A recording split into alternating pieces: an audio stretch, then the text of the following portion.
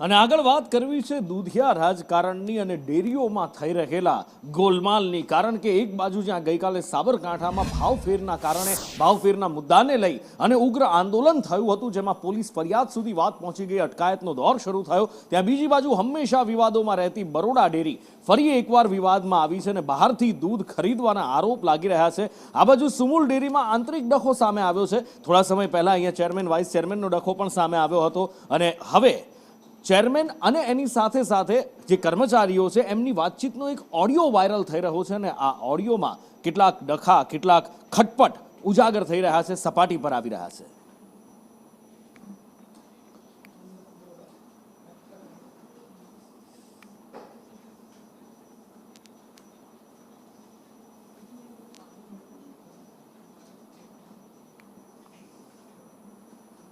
ગઈકાલે સાબર ડેરીમાં આપણે જોયું હતું છેલ્લા ઘણા સમયથી લગભગ 1 વર્ષથી ભાવ વધારો માંગી રહ્યા છે પશુપાલકો અને ભાવફેરની રકમ આપવામાં નહોતી આવી રહી અને એના કારણે ગઈકાલે જે આપણે જોયું હતું કે મોટું આંદોલન થયું હતું અને ત્યાં પોલીસ સાથે ઘર્ષણ પણ થયું, ટીયર ગેસના શેલ્સ પણ છોડવામાં આવ્યા હતા અને એ પછી હવે તપાસનો ધમધમાટ પણ શરૂ થયો છે। 75 આગેવાનો સામે ફરિયાદ દાખલ થઈ છે, 48થી વધારે લોકોની અટકાયત કરી લેવામાં આવી છે અને હવે એક બાજુ પોલીસ પર આરોપ લાગવાના પણ શરૂ થયા છે કે પોલીસ દ્વારા દમનકારી પગલાં ભરવામાં આવ્યા અને બીજી બાજુ રસ્તા પર ગઈકાલે દૂધ ઢોળવામાં આવ્યું હતું, આજે પણ એ જ રીતે રસ્તા પર દૂધ ઢોળવામાં આવ્યું છે।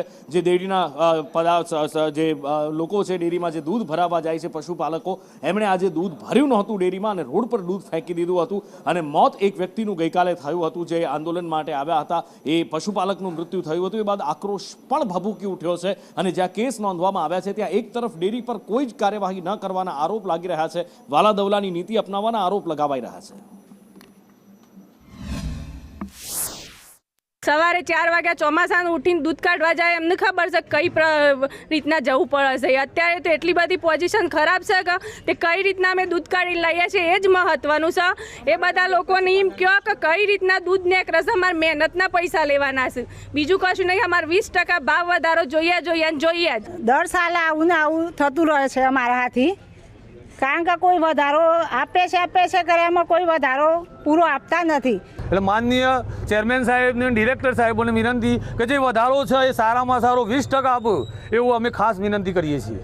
જે ખેડૂતો અમારા અંદર છે 74 પશુપાલકો, એમને પહેલાં છોડવામાં આવે, ત્યાર પછી ભાવ વધારાની વાત, ત્યાર પછી આગળની ગતિવિધિ થશે, ત્યાર સુધી કશું જ કામ કરવામાં નહીં આવે, એ સાબર ડેરીના ન્યાયિક મંડળે આ વસ્તુ વિચારી લે। તે પછી એવું થયું કે આ લોકોએ સામેથી એ લોકોએ પછી અમારી સાબર ડેરી સામે હુમલો કર્યો કે એર ગેસ એ લોકોએ અમારી સાથે નાખ્યો।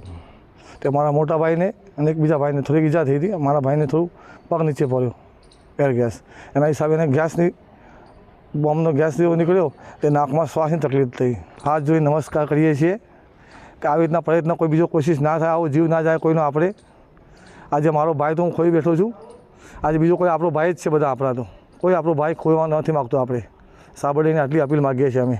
ખેડૂતોની સંસ્થા છે અને ખેડૂતોના પૈસા છે, તો એ લોકોને આપવામાં શું જાય છે? આજે તો અમારા ભત્રીજો ખોઈ બેઠા અમે, બરાબર, આજે પૈસો તો કાલે પાછો આવવાનો છે પણ ગયેલો જીવ પાછો આવવાનો નહીં। તો એના માટે ડિરેક્ટરો અને સાબર ડેરીને ખાસ ધ્યાન રાખવી પડે કે આવું વારંવાર આ વસ્તુનું પુનરાવર્તન ના થાય। હિંમતનગર એ ડિવિઝન પોલીસ સ્ટેશન ખાતે FIR રજીસ્ટર કરવામાં આવેલી, જેમાં 74 આરોપીઓ સામે નામજોગ ફરિયાદ દાખલ થયેલી છે અને અન્ય 900 થી 1000 વ્યક્તિઓના ટોળા વિરુદ્ધ ગુનો દાખલ થયેલ છે। આ ગુનાની તપાસ હાલમાં ચાલુ છે અને આ તપાસ દરમિયાન 47 આરોપીઓને અત્યાર સુધી અટક કરવામાં આવેલા છે, જેમને કોઈ પણ પ્રકારની બાહ્ય ઈજાના કોઈ પણ નિશાન જણાયેલ નથી, એટલે કોઈ પણ બાહ્ય ઈજાથી એમનું મૃત્યુ થયું હોય તેવું હાલના સંજોગોમાં